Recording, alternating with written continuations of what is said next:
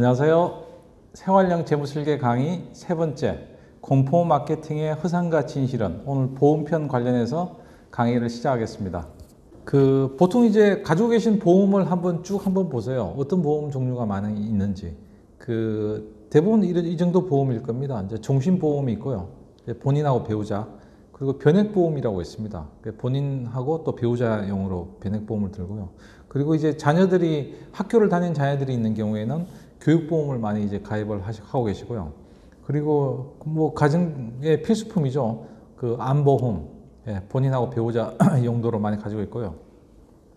암보험 가지고 계신 분들이 하나 더 보험을 가지고 싶다 이러면 CI 보험을 많이 가지고 있습니다. 이것도 이제 본인하고 배우자용으로 많이 가지고 있고요. 그리고 이제 일반적으로 자동차가 있으면 이제 자동차 보험이 있고요. 그리고 우리나라 국민의 거의 뭐 한 60% 이상이 가입해 있다는 실손보험이 있고요. 그리고 이제 주택이나 아파트의 화재보험이 있고, 그래서 보통은 보험을 한 5가지, 6가지 정도 대부분 다 가지고 있어요. 근데 문제는 정확하게 이게 어떤 보험인지, 그리고 어떤 내용인지, 그리고 제대로 안 읽고 그냥 사인만 한 보험 상품이 상당히 많다는 겁니다. 그래서 예전에는 저희가 이제 아무런 생각 없이 보험에 그냥 가입을 하고, 이 보험사들이 하는 얘기를 많이 이제 신뢰를 가지고 많이 이제 이해를 하고 행동을 했죠. 그렇지만 이게 아니라고 이제 판단한 소비자 단체들이 있습니다. 일례로 들면 이제 보험 이용자 협회라고 있고요. 여기서 이제 하나 책이 나왔는데 한번 시간 되시면 한번 읽어보세요. 보험회사가 당신에게 알려주지 않는 진실.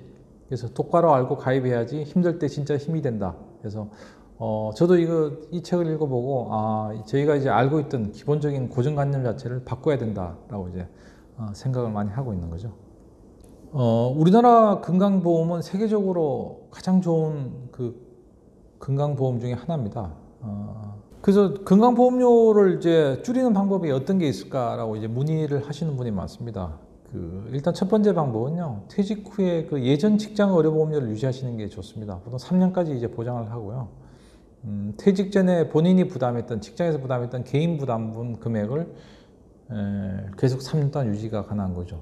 예를 들어 설명드리면, 예전에 직장에서 회사가 20만 원, 개인이 20만 원 내는 보험료가 있었다. 그러면 퇴직하고도 본인이 20만 원만 지급하면 계속 이제 그 보험료를 유지를 할 수 있는 거고요.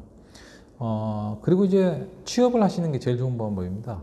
취업하시게 되면 뭐 정부에서 저소득층은 이제 사회보험으로 또 어느 정도 50% 부담을 하고 있기 때문에 취업하게 되면 건강보험료를 줄일 수 있고요. 또 한 가지는 1인 법인을 설립을 하시는 겁니다. 그래서 본인 급여를 월 한 100만 원 정도 내가 벌고 있다. 그래서 신고를 하면 월 100만 원 정도면 한 7만 2천 원 정도 본인이 이제 건강보험료를 납부하시면 되고요. 그렇지만 또 다른 법인을 설립하시게 되면 다른 좀 어려움이 있습니다. 법인 이제 세무 신고를 계속 해야 되고 세무 비용이 나가게 되죠. 그 부분은 좀 고려하셔야 되고요.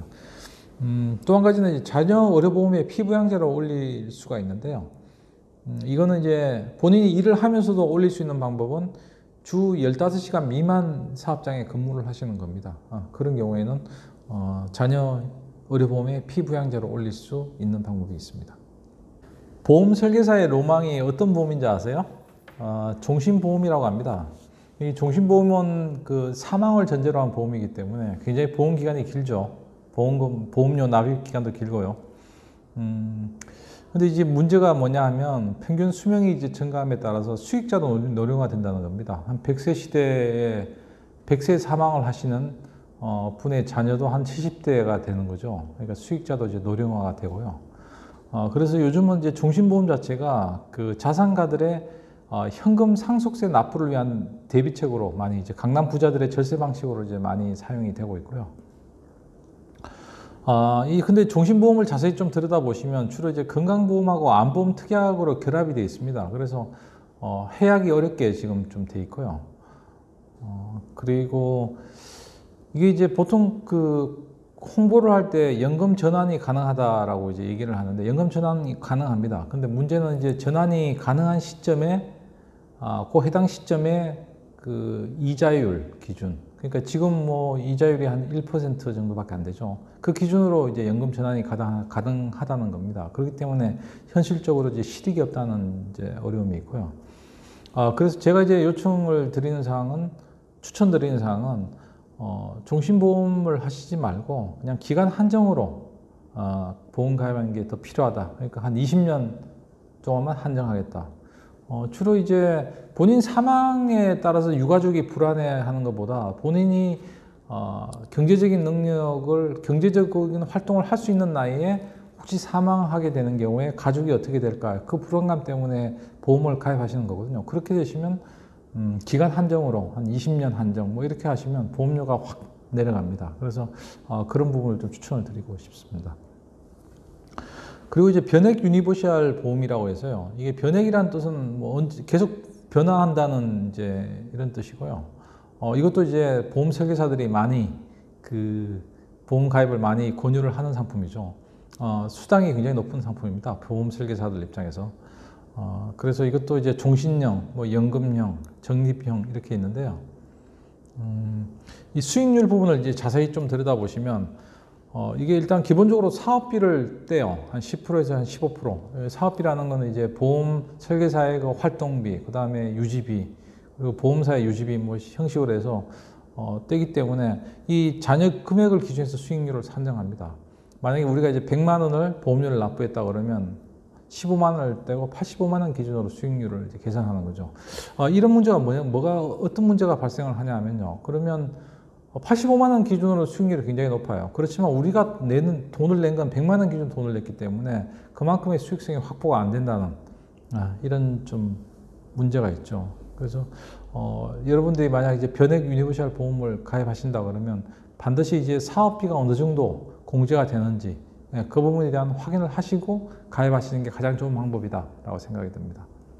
다음으로는 이제 그 CI 보험이라고 있습니다. CI의 뜻이 이제 크리티컬 일리스라는 뜻이거든요. 크리티컬이 이제 위독하다, 뭐 위중하다, 위기다, 뭐 이런 뜻이고요. CI 보험이 있는데 이게 갑작스러운 이제 사고나 질병으로 중병 상태가 계속이 될 때 그 약정 보험금의 일부를 이제 미리 지급하는 형태입니다. 이게 이제 CI 보험이라고 하는데 일종의 보시면 이제 건강보험하고 종신보험을 복합형의 보험이다라고 이제 생각이 됩니다. 그래서 중대한 질병이나 치명적인 질병 시 지급을 한다라고 되어 있는데요.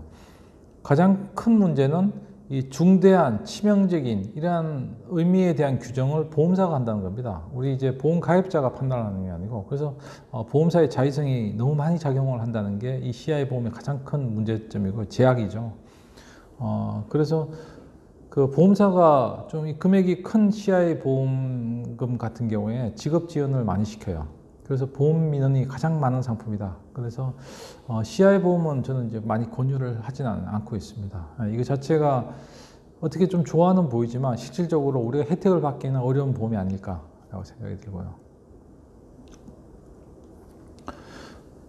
특히 이제 CI 보험 같은 경우에는 그 약관이 굉장히 좀 까다롭습니다. 까다롭기 때문에 그 약관대로 정확하게 아파야만 보험금을 지급하는 질병보험이에요. 그래서 우리가 뭐 약관대로 아플 수도 없고 뭐 어떤 방향으로 이제 우리가 질병이 올지 모르기 때문에 상당히 우리가 이제 현실적으로 그 보험금을 받기 힘든 보험이라고 생각이 듭니다.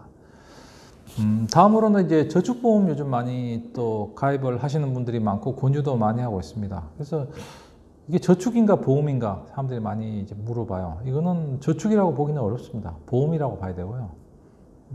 이제 비과세 때문에 사람들이 가입을 많이 하게 되는데요. 10년 이상 보유 시에 비과세다라고 이제 얘기를 하는데 이 비과세라는 게 이자에 대한 비과세입니다. 우리 요즘 이자가 그렇게 높지 않기 때문에 비과세 되는 부분도 그렇게 크지 않아요. 보험료를 뭐 몇백만 원, 몇천만 원 매월마다 내시는 분들이 없기 때문에 작은 돈으로 가입하기 때문에 그렇게 이제 크지 않고요. 비과세보다는 수익률이 더 중요합니다. 근데 이거 저축보험 같은 경우에도 그 일정한 부분만큼의 사업비를 떼요. 아까 저 종신보험이나 변액 유니버셜보다는 금액이 크지는 않지만 일정 부분을 떼기 때문에 이것 자체도 만약 저축을 하실 목적이면 일반 금융기관에서 저축을 하시면 됩니다. 그래서 꼭 굳이 그 보험사에 저축보험을 가입하실 필요는 없다. 이렇게 이제 생각이 좀 들고요. 그래서 그 보험사들이 이제 보통 정기적으로 보험 가입자한테 이제 그 송부하는 그 자료 보시면요. 적립률이라는 용어가 있습니다. 적립률이라는 게 뭐 90%다. 그러면 이게 상당히 많은 폭으로 적립이 됐다. 이거 얘기는 수익률이 마이너스 10%라는 뜻입니다. 100%를 냈는데 90%밖에 적립이 안 됐다는 얘기고요. 그래서 이런 상품들은 상당히 소비자들을 이제 현혹시키는 용어들을 많이 가지고 있죠. 소비자들이 이 그 보험 상품에 익숙하지 않기 때문에. 근데 이제 금융감독원에서 지침을 바꾼다고 합니다. 수익률이 몇 %인지 정확하게 밝혀라. 그걸 명시를 하라고 얘기하고요. 아주 오랜 관행이었습니다. 그렇기 때문에 보험사들의 그 자료를 보면 처음에 얼핏 이해를 하기 힘든 부분이 굉장히 많았어요.